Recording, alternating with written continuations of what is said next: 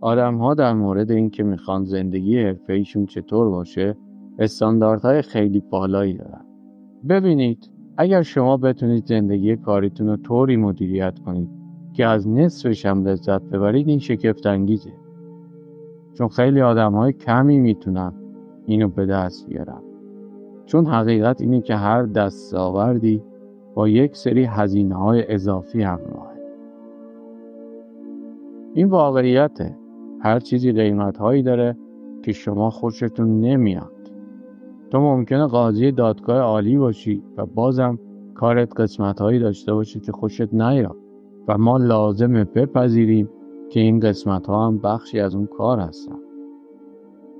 شما باید سر در بیارید که چطور میتونید زندگیتون رو طوری مرتب کنید که بتونید این چیزهای ناخوشایند رو به حداقل برسونید.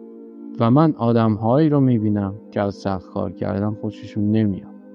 چیزهای زیادی هستن که آدم‌ها دوست ندارن، چیزهایی که از کنترلشون خارجه. مثل اینکه نمیتونن کنترل زندگیشون رو داشته باشن. نمیتونن محیطی رو که توش هستن در کنترل خودشون داشته باشن. مثلا یکی از چیزهای ناخوشایندی که برای من پیش میاد اینه که برنامه‌ام بیش از حد شلوغ میشه. از اینکه برنامه کاریم اینقدر شلوغ باشه متنفرم. من به کمی زمان نیاز دارم که بتونم فکر کنم و خودم رو از هیاهو آزاد کنم. همه ما در این دنیا یک اندازه مشخصی زمان داریم.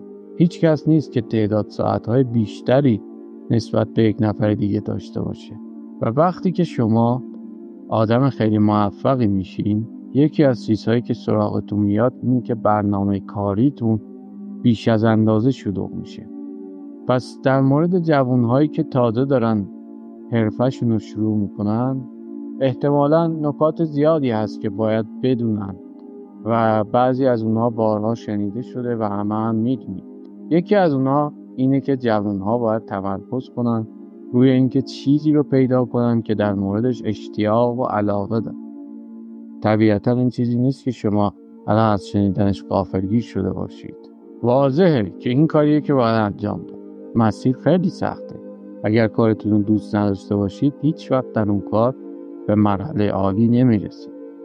چیز دیگه‌ای که پیشنهاد میدم به هر جوونی حتی قبل از اینکه بخوان حرفه‌شون رو شروع کنن اینه که واقعا به انتخابایی که دارن فکر کنن.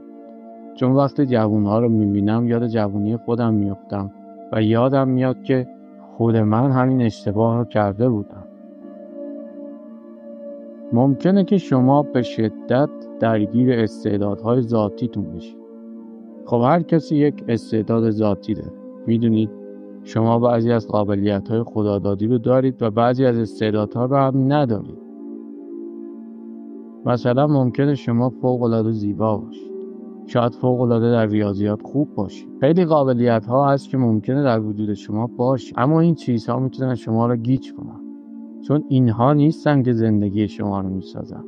انتخاب‌های شما هستن که زندگیتون رو ایجاد میکنن، نه استعدادهای خدادادی.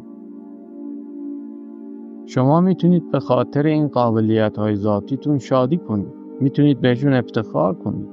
میتونید به خاطرشون خوشحال باشید. در واقع خیلی هم به این چیزها افتخار نکنید. صرفاً از بودنشون شاد باشید. چون اینها استعدادهای طبیعی هستن و جایی برای افتخار کردن نیست. اینها به شما بخشیده شدن. به دستشون نیاوردید. شما فقط میتونید به چیزهایی افتخار کنید که خودتون به دستشون آوردید. هر چقدر که سنم بیشتر شد شروع کردم به فهمیدن این نکته که به خاطر استعدادهای خدادادیم افتخاری نمی کنم. من همیشه در مدرسه شاگرد خوبی بودم. درس‌ها همیشه برام آسون بودن و همیشه افتخار میکردم که چه دانش آموز معرکه‌ای هستم. در تمام کلاس‌هام بالاترین نمره رو می‌گرفتم. در ریاضیات خوب بودم. تمام کلاس‌ها. و فکر میکردم این من هستم، ولی این حقیقت نداشت. این چیزها صرفاً استعدادهای طبیعی من بودن. چیزی که برای من سخت بود این بود که تصمیم بگیرم که سخت کار کنم، که تصمیم بگیرم از این استعدادهای ذاتی در یک مسیر خاص و مشخص استفاده کنم، که خودم رو به چالش بکشم. که کارهایی بکنم که فکر نمی‌کردم از پسشون بر بیام، که خودمو در موقعیت‌هایی قرار بدم که توشون راحت نبودم. حرف من به یک جوان اینه: تو میتونی که یک زندگی توأم با رفاه و راحتی رو انتخاب کنی، یا میتونی یک زندگی همراه با ماجراجویی و خدمت رو انتخاب کنی. به کدوم یکی از این انتخاب‌ها وقتی که 90 سالت شده باشه بیشتر میتونی افتخار کنی؟ توصیه من به هر کارآفرین و به هر کسی که کسب و کاری داره اینه که روی کاری متمرکز بشی که در موردش اشتیاق و علاقه داره. مثلا شما اگر نگاه کنید به شرکت‌های اینترنت اولیه، اونها کاری رو شروع کردن، براش متمرکز شدن که فکر میکردن خیلی فعالیت جالبیه، مدت‌ها پیش از اینکه اصلا اینترنت انقدر در هیچ جنبه‌ای رایج شده باشه. میدونید ما 6 سال بود که کسب و کار رو شروع کرده بودیم و فقط 1 سال بود که جایگاه ضعیفی در بازار نداشتیم و اون سال 1999. اما من سالهایی رو که کمپانی عقب‌تر از بقیه در بازار بود و دوست دارم. من اون زمان رو دوست دارم چون پدر و مادرهای همه کسایی که استخدامشون کرده بودیم بهشون میگفتن که اونا دیوونه. این یکی از دورانهای خوب ما بود و حالا هم خوشبختانه کمپانی دوباره داره به سمت همچین شرایطی. میدونید در سال 1999 تمام پدر مادرها اینجوری بودن که به بچه‌هایی که برای ما کار میکردن هورا میکشیدن، افتخار میکردن که ببینید پسر من داره تو آمازون کار میکنه. اما شما نمیتونید وقتی دارید یک کمپانی رو یا هر چیز دیگه ای رو که تو زندگی میخواید شروع میکنید خیلی هم دنبال مد روز یا فشن باشید. اما به عنوان یک کارآفرین و مدیر، اگر میخواید یک کمپانی رو بسازید، چیزی رو انتخاب کنید که فکر میکنید جالبه، چیزی که حقیقتا معتقدید که داره برای مشتری‌ها یک ارزش اصیل رو خلق میکنه و اون وقت محکم همونجا بایستید و موج شما رو بلند خواهد کرد. هر چیزی که شما دلتون میخواد انجام بدید، خب یک خطر و ریسکی هم در زندگی شما ایجاد میکنه و ریسک همراه ضروری پیشرفت. شما میتونید در هر جنس کاری در این جهان پیشرو باشید.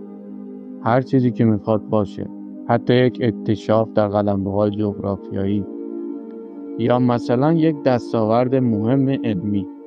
اما هر سخنرانی که در این جلسه هست بهتون خواهد گفت، حالا چه دستاوردهایی در حوزه دانش داشته باشه یا در حوزه‌های اقتصادی، که برای کاری که انجام داده و برای چیزی که بهش دست پیدا کرده ریسک‌های زیادی رو هم قبول کرد.